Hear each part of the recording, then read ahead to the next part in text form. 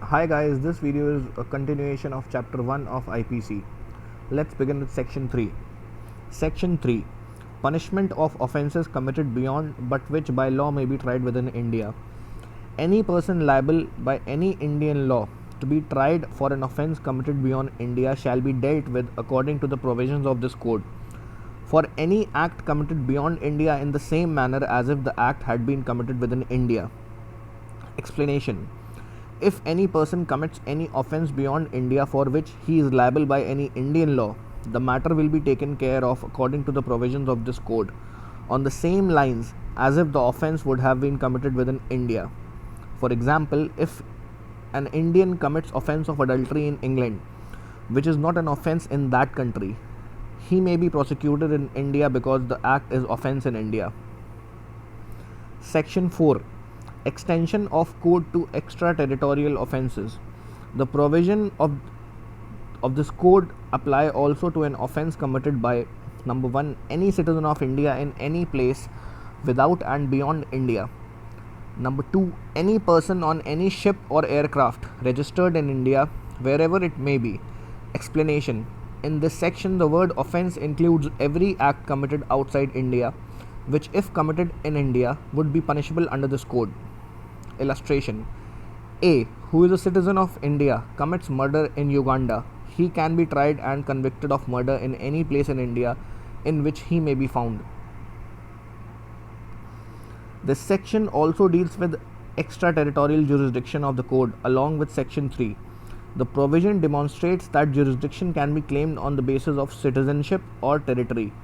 Subsection 1 of this section lays down the principle that if an offence is committed by an Indian citizen, the provisions of the code make him amenable to Indian jurisdiction wherever he may be, or wherever he may have committed the act, or wherever he may be residing.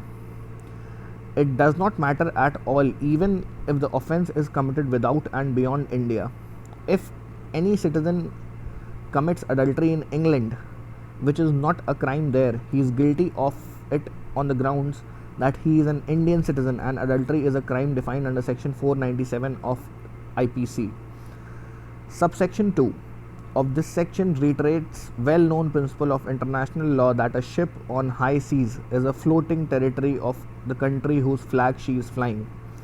The principle has been extended to aircraft also.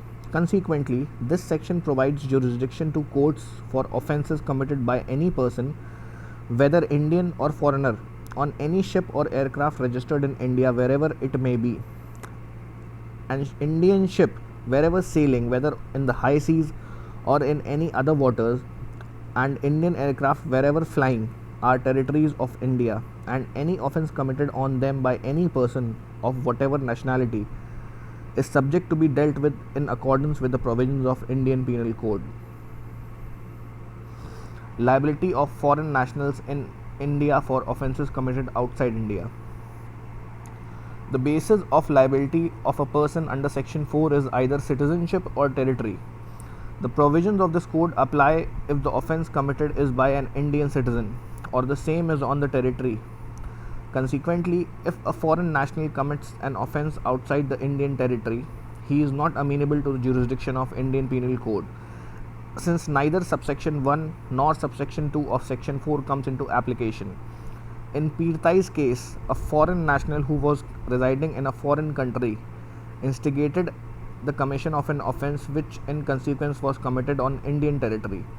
It was held that he could not be held responsible for the same, since neither he was a citizen of India nor was the instigation given on Indian territory.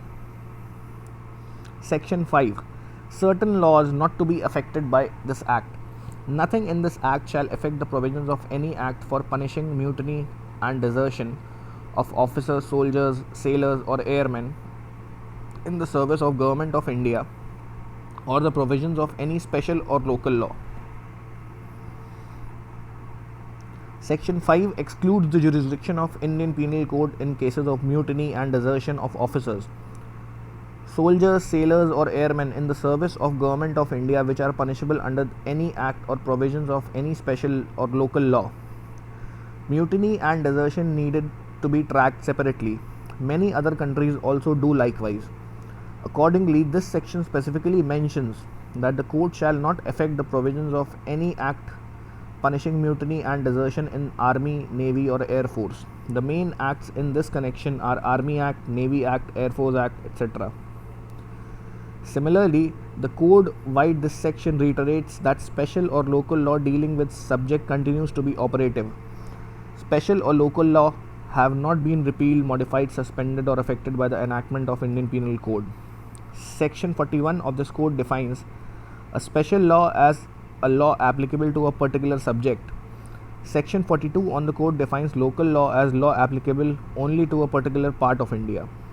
It has been held that if an act is punishable under a special or local law as well as under IPC, it will be punished under the code. On the other hand, it has also been held that if a special act complete in itself makes certain act punishable, the jurisdiction of the court is not permissible. But in no case can a person be punished for an offence under a special law or local law as well as IPC.